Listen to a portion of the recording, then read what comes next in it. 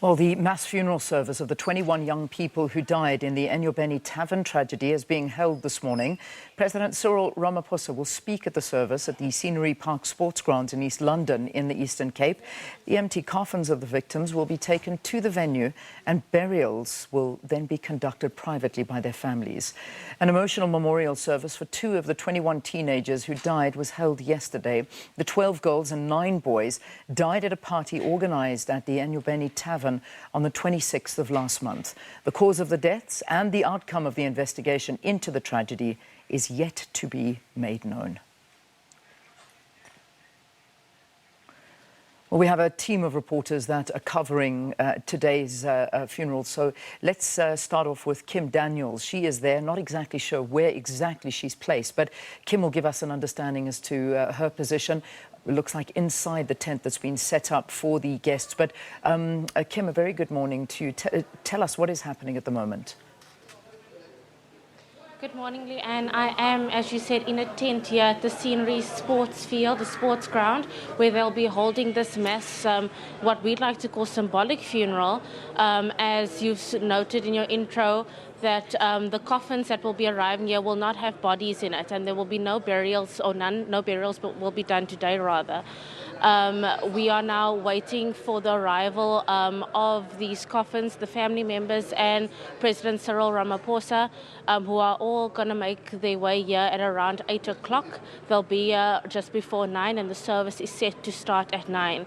I think it's quite important to note that, literally overnight the roads into this area here in Scenery Park have gone from potholes and bumps to smooth sailing. So I think the municipality has done its job, to make sure that this area is accessible to all of those who are about to attend this memorial service here in Scenery Park.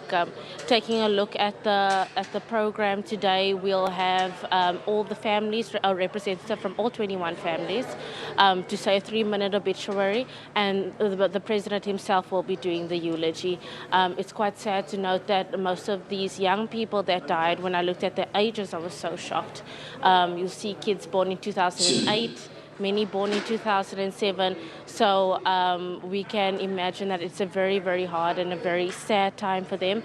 But hopefully the service could bring some dignity back to the families. Yeah, Kim Daniels, not going to be an easy story, certainly not to cover and to witness and to see the grief and the parents that are going to be there and the families. So a very, very sad day for South Africa as these young lives are laid to rest. But as you heard, starting before 9 o'clock and the president expected to be there. But let's get more, and off to Mditsane we go. Griselda Lewis is also there. Griselda in Mditsane, what's the story there?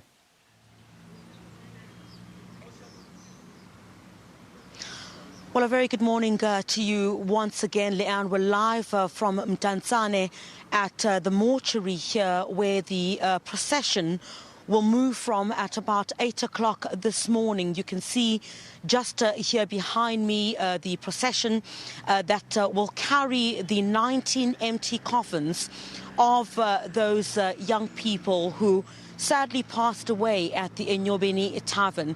These are the vehicles that will be used to transport those 19 empty coffins to the sports field or sports ground, where the official program will get underway. More of a symbolic funeral, Leanne, if I can put it that way, in that there are only 2 burials that will be taking place today, one in Haven Hills and the other in Mount Coke.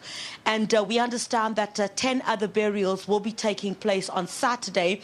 There will be others on Friday as well as Sunday as well. We're also hearing, of course, that we will move from here and head towards the sports ground, which is in the Scenery Park area. Today, Leanne, is certainly a day where these families will come to the realization that their young ones are no more.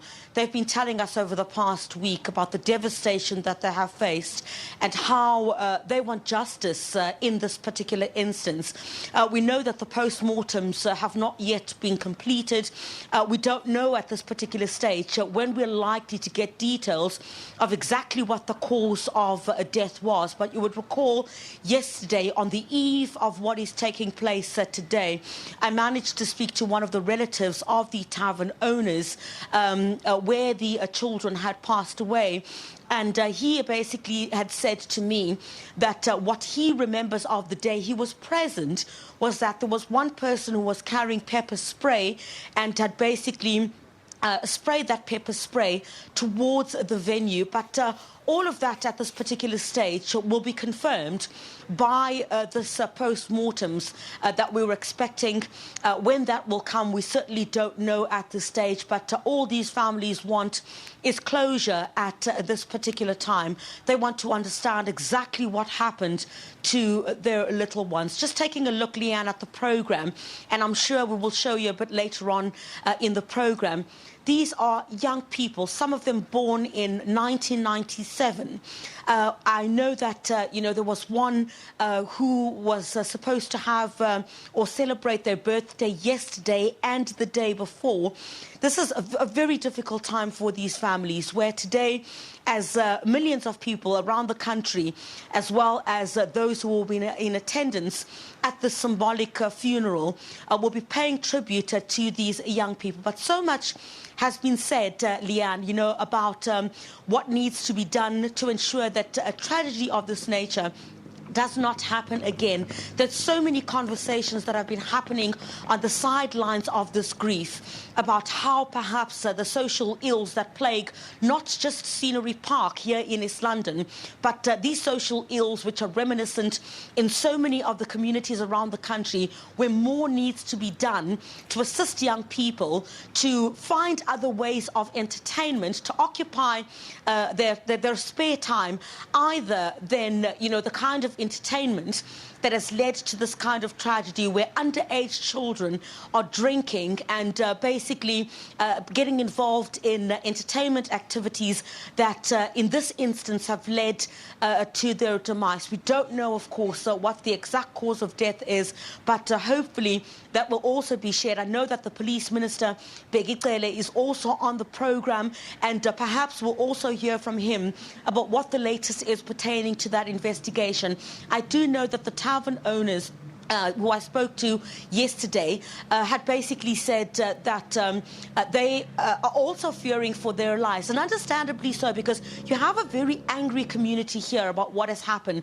Many people casting blame on the tavern owners, saying that they should not have allowed underage children into the tavern, and those are the conversations that have been happening on the sidelines, Leanne. Perhaps a conversation for another day, but today this will definitely hit home for these bereaved families about the loss of their little children, described by many in this community as the hope. They were hoping that this would be the future and the hope of their communities. They'll be able to carry the baton of their parents in trying to uplift these communities that they come from. Some of them are not from this particular area. We understand that others are from other parts of the country and had been in Scenery Park to attend this event. At about 8 o'clock this morning, Leanne, I think by the next time we speak, the procession would have already made its way, or the cortege, just right here behind me, will make its way from here in Mtansane to the sports ground in Scenery Park. All right, Griselda Lewis, thanks for the update there, and certainly 8 o'clock crossing live to you once again as we watch those vehicles in a very symbolic moment, a very sad symbolic moment of all the lives that were lost in those vehicles as they lead their way into the sports stadium at Scenery Park.